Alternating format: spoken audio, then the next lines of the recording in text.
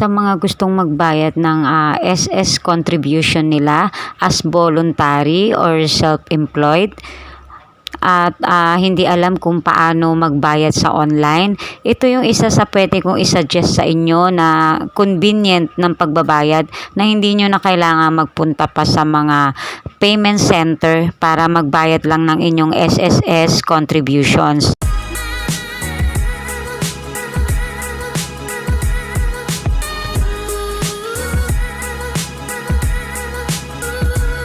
Una, pumunta kayo sa GCash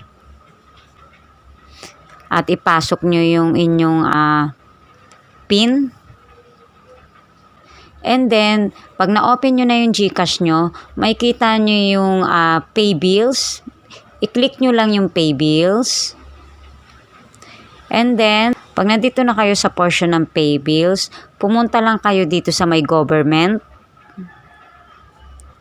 Dito sa government na to, ito yung mga makikita nyong list na pwede kayong magbayad gamit ang inyong GCash account. So, hanapin nyo lang yung SSS PRN. Tapos dito sa may makikita nyong SSS PRN, i-click nyo yung account type.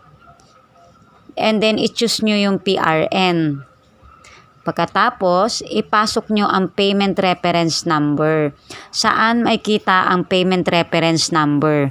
Kung kayo ay meron ng my.sss or nakapag-register na kayo doon sa website ng SSS para ma-access nyo ang inyong SSS records, doon meron kayong pwedeng i-click doon na makakapag-generate sa my.sss ng PRN na tinatawag. And then po, pag nakakuha na po kayo ng payment reference number, doon mismo sa my.sss nyo, yung isulat nyo or i-record nyo yung PRN na ma-generate ng my.sss at yun po yung reference number na ilalagay nyo dito. Pag napasok nyo na po yung payment reference number, paki-double check nyo po. Tingnan nyong maigi yung na-type nyo na payment reference number. Siguraduhin nyo na tama. Kasi pag may mali na payment reference number dyan, may tendency hindi pumasok yung contribution na binabayaran nyo doon sa SSS. Kaya dapat, kung ano po yung payment reference number na na-generate nyo sa my.sss sa website po, sa www.sss.gov.ph, yun po yung mailalagay nyong payment reference dito.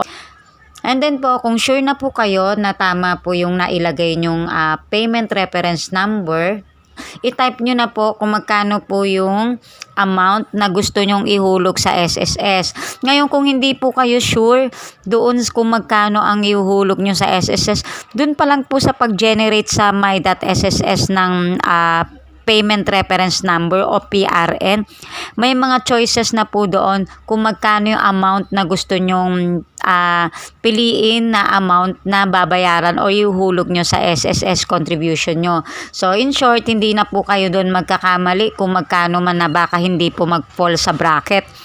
Kasi ang pagbabayad po ng SS contribution, meron po yan bracket na nanggagaling yon sa SSS contribution table. Kaya po doon sa my.sss, pag pumili po kayo na mag-generate kayo doon ng payment reference number, meron na rin po kayong pagpipilian na amount. Na yung amount na yon, eksakto yon na nandoon sa mga SS contribution table ng SSS. So, ito po ang pinili ko po dito, yung 1,740. So, yun na po. Pag sure na po kayo sa lahat ng details na nailagay nyo at na-double check nyo na po, pindutin nyo lang po yung next. Iko-confirm po ngayon ni GCash kung tama po ba yung detalye na nailagay nyo. So, i-double check nyo na po yung amount kung tama, yung account type, PRN, and then yung payment reference number na ito yung PRN na na-generate nyo galing doon sa SSS website sa my.sss nyo po. Pag sure na po kayo lahat dyan sa details na yan, i-click nyo na po ang confirm. Makita nyo po dito na nabawasan na po yung laman ng aking GCash. Yung sabihin po nun, nag-successful or nabawas na po yung aking binayaran dito sa SSS. So, kung gusto nyo po na ma-confirm o ma-double check kung talagang pumasok na po yung payment transaction nyo sa GCash sa pagbabayad ng SS contribution, punta lang po kayo dito sa parang sobre dito sa taas. And then po, may makikita po kayo ditong your bills payment status. Tingnan nyo po kung ito po yung ngayong araw, kung kailan po kayo nag-transact. Yun din po dapat yung makikita nyong petsa. So, dito po, since na nag-transact po ako ng November 29, so i-click nyo po yung November 29. Ayan po, makikita nyo po dito, your transaction to SSS PRN amounting to 1,740 with fee 0 has been processed and your payment will be posted real time. Ayun po ang pumasok dito. So, isabihin po, confirm o successful po ang aking pag-transact ng payment para po sa aking SSS contribution. Ang isa pa pong option para ma-double check nyo po kung talagang nag-successful po ang payment, pwede po makaka-receive po kayo ng text message sa inyong cellphone.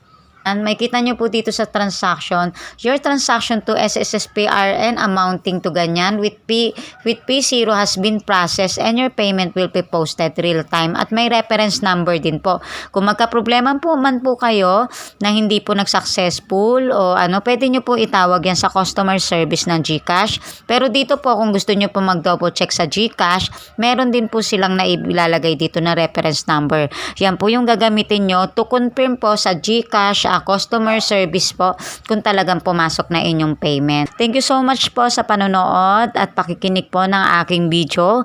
At kung bago ka lang sa channel ko, please don't forget to click like, share, and subscribe for more video updates. Thanks for watching!